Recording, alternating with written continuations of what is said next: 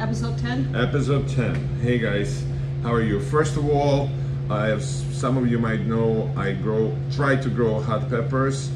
The thief right outside here that steals everything just stole my eggplants and other peppers, but today there was one hidden and I collected it. And so, it's a ghost pepper. Public service announcement. If you're going to steal anything from here, don't steal peppers. They're very, very hot. They're dangerous. I don't think we should be growing them, but you know what? Don't touch the stuff that doesn't belong to you. If you do steal it, eat the whole thing in one bite. Yep, one bite. Good luck. Okay, so we want to continue talking about the Finger Lakes. This is gonna be intermittent. We're not gonna do them one after one. As you guys know, we just recently did the one on the wines from South America, but we just came back from the Finger Lakes. Again, we go at least twice a year for the past 21 years. 20 years. And we are self-proclaimed Finger Lakes Ambassadors because this behind us is the biggest representation of the Finger Lakes wines in New York City. That's for sure. That's a pretty small representation. At least definitely the only one that has a name that has a Finger Lake. Yep, and it's pronounced Keuka, not Kaka, not Kuka, Keuka. Okay, so we just came back. We did an event in Lakewood Winery, one of the best wineries in the Finger Lakes by far. Yep. We just wanted to talk about, like, we're gonna basically not even talk about wine so much. We're gonna just taste some wines. This is Sheldrake Point Dry Riesling. So dry Riesling is my, actually Riesling is my favorite grape. And we rarely have a German Riesling here. We do now. But we do now, but we rarely do. We also have Australian Riesling right now, and maybe it has to do with the we're not going to do that again. We're not tasting it. I'm done. Riesling should come from Finger Lakes, or if you can't find it, from Germany. Unfortunately, it has bad reputation because old school German Riesling that used to be sold here was syrupy and gross. This is if you go for German, go for Mosel, but or just go for the Finger Lakes. So, as we're talking about this, there is something that we noticed: the Finger Lakes, as a tourist area, are changing, maybe in a very good way for them, but not really something that we fell in love with back 20 years ago when we went for the first time. I guess the laws have changed. What we used to do, what we're doing right now. People have changed, you know? Pandemic changed a lot of things. Pandemic changed a lot of things, and nobody wants to go back. Let's talk about how it used to be. You come in, you stand and you by do the bar, what we're doing right now, yes. And they pour you this much and talk about the lake effect. Also, we always used to joke that if the winery pours you this much, that means the wine is garbage. They want you to get drunk and don't notice that it's bad. Right. So they would pour you a taste and talk about the lake effect and the climate and the founding fathers of the region and the history of the winery and the dogs that run around. Like it was like a very homey, very, very intimate affair. And they would charge a couple of dollars for a tasting, and then you get your wine and you go to the next one. Right now, it feels more like a wine bar experience. There's wineries, or I would say a restaurant experience, right? Or they mostly with some Disneyland added to it. Okay, positive, Ali, positive. No, but I really want to talk about. We miss the old Finger Lakes. Some wineries are still doing the old thing. You come in. Lakewood still does the old thing. So if you want the classic Finger Lakes experience, go to Lakewood. But what we're having right now is a phenomenal wine from Cayuga Lake. Sheldrake was Cayuga. I think Bottomwood is also Cayuga. This is their rosé, which was delivered here by mistake. The company that has the biggest representation of Finger Lakes wines in New York City is going through some changes. They have a new rep to the point that we were told that our #1 wine that we sell here from the Finger Lakes, Sunflower White, the crowd pleaser, one of the favorite wines here, is discontinued. The summer in a glass. We ordered something different. We ordered something from the same winery called Highland White, and guess what? We opened both cases. There was Sunflower White. So come on over. Right now it's going to be like Top Chef box, you know, like, ooh, we didn't know we're going to get so, that. Bottomwood Winery is one of our favorite new wineries. I think they opened about 5-6 years ago. I might be wrong. They have I've been there. They have a grain lineup, and if you stop by, ask for an ancestral method of flight. They have this, like, you know, the cloudy thing everybody experiments with. I mean, it's not something I would take Fantastic home. rosé. This is incredible. You know, without comments, this is phenomenal. But the ancestral method is a lot of wineries is something that they experiment with. I wouldn't take the bottle home, but I would definitely try and ask questions about it. It's a very, very interesting way to make wines. Their mainstream wines are all fantastic, and I'm a big fan of their Gewürztraminer, which is back ordered for past couple of years now. Try spelling it. Yes, but also one of the wineries that still had a little bit of an old feel, but it was still all flights.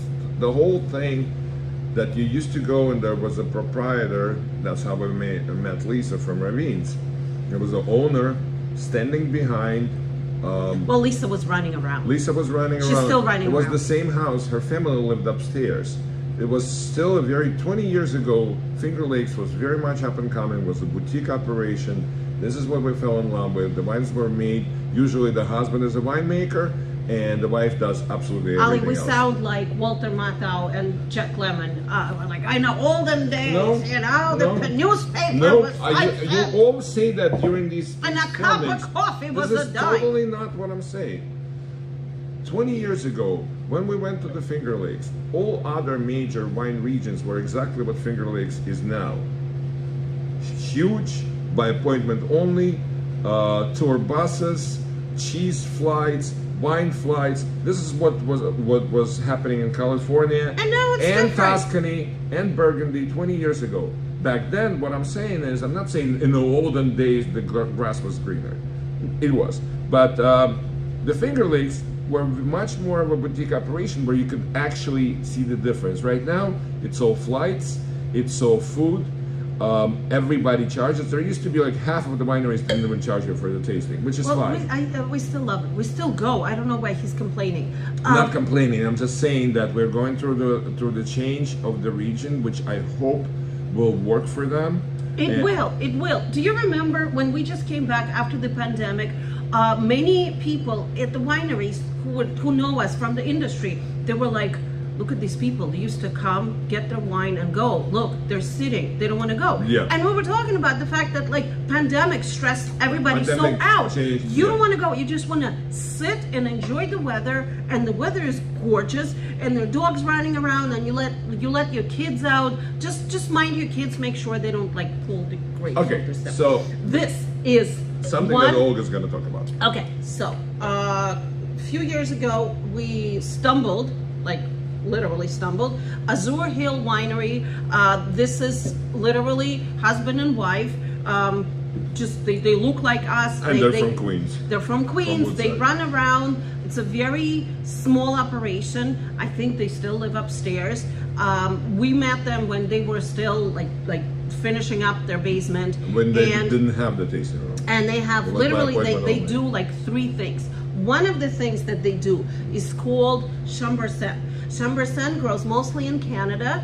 I don't want to compare it to anything.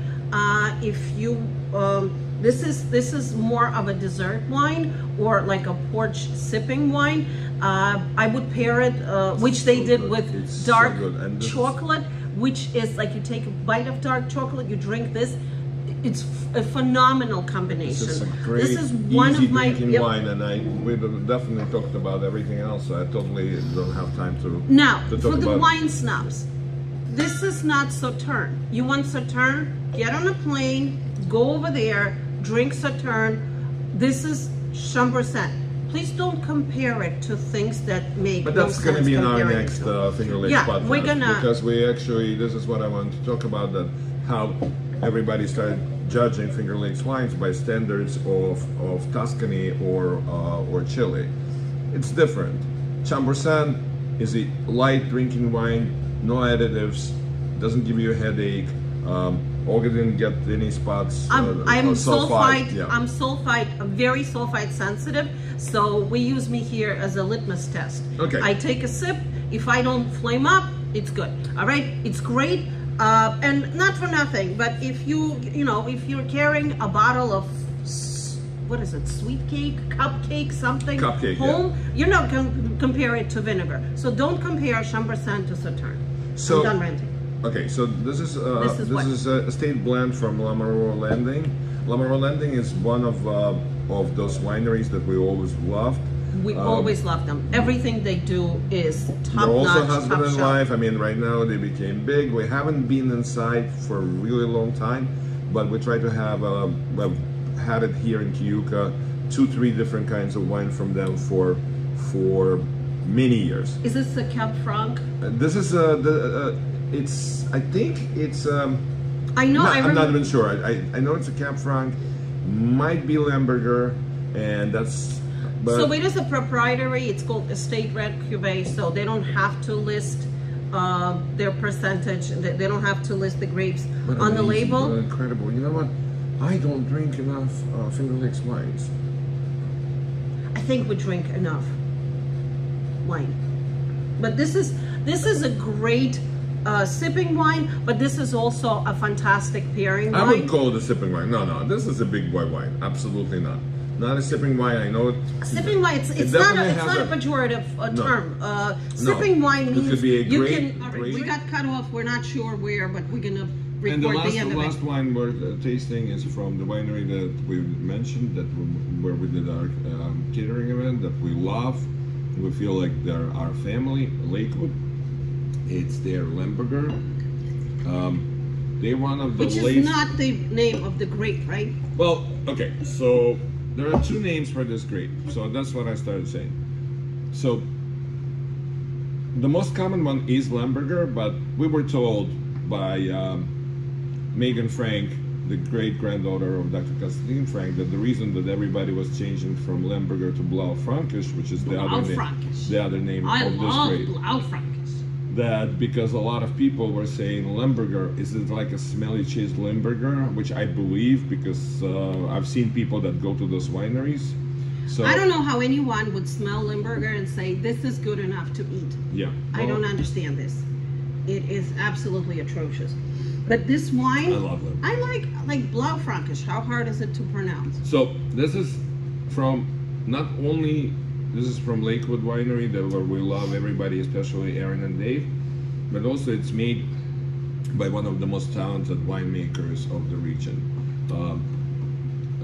Chris Stamp. Yep. I know that his son, I think, is taking over, but if I know anything about wine, I can absolutely feel his touch in this wine.